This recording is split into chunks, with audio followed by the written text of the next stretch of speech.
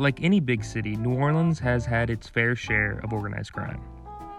Today we are diving into the life and death of an associate of the New Orleans crime family, Michelangelo LoForte, Sr. But first, what is the New Orleans crime family? It actually is one of, if not the earliest, reports of Cosa Nostra, the Italian mafia in the U.S. Founded as the Black Hand Gang in 1860 and transformed into the New Orleans crime family by Silvestro Carlo, aka Silver Dollar Sam, in 1922. Sam was arrested in 1932 for drug trafficking and sentenced to 15 years, but he was given a pardon by Governor Huey P. Long less than a year into his sentence.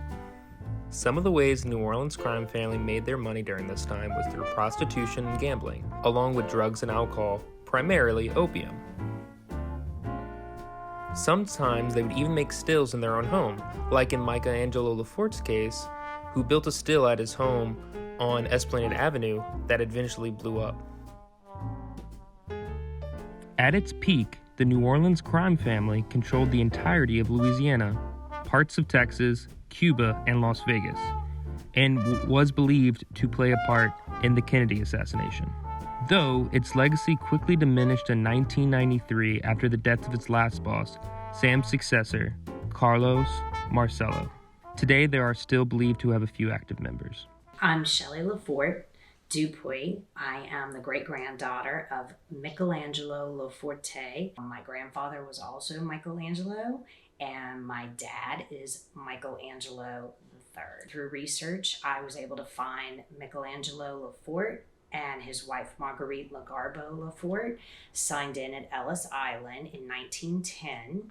They came over from La Carafridi, Italy. They rode on a ship called Roma with 7 of their 9 children. So from what I understand, Michael LaForte had come to Louisiana and he had started by owning a grocery store. And then he had several barbershops over the years, 2 different ones on Decatur Street. One of LaForte's first arrests was bribery of Miss Morello, a witness to the murder of her husband and other men by the hands of Okovich. In 1932, LaForte's grocery store, located on 1300 Governor Nichols, where he lived upstairs, was raided as part of a string of prohibition raids involving well-known landmarks such as Commander's Palace and Dixie Brewing Company. During that time, from articles that I found, he was arrested for selling narcotics, arrested and charged during the Harrison Act for narcotics, and he was sentenced to prison in Atlanta. He was approached by the FBI to become an informant in a high level case out of New Orleans with Dominic Saya, who ran a place called Saya's 2J's Bar, which was also on Decatur. They were a gambling institution. They had narcotics and alcohol sales as well. They obviously must have been a little bit higher, so into it. So they wanted the big guys, so they got him to be an informant.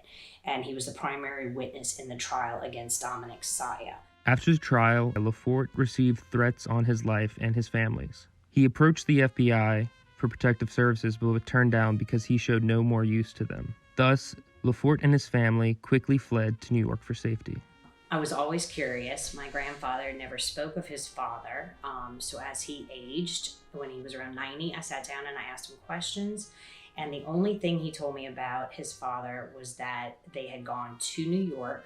His dad had left, and then all of a sudden a gentleman showed up at his house and got his mother, his sister Sarah, and drove them all the way to New York. I knew that there was something that had happened to his dad where he had been killed in New York, and so I, through research, found out that he was murdered. He was murdered only 6 nights later after my grandfather's birthday. He was leaving a theater because someone told him that his children were in danger. So he and his brother and nephew left the theater, and as they were on the street where they were living coming home, he was murdered at 240 108th Street in New York City, and they had lived at 204 108th Street.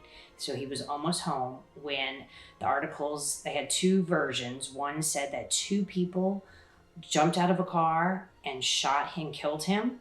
And another version said that somebody stepped out of a doorway and shot and killed him.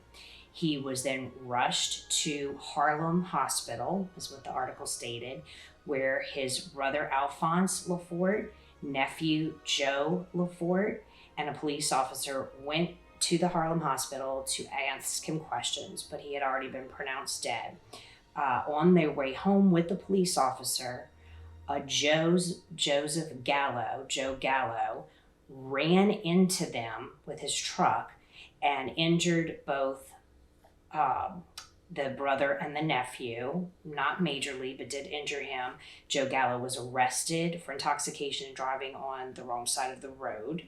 Joe Gallo, when I went to go research who he may be, ended up being Joe Gallo, the consigliere for the Gambino crime family.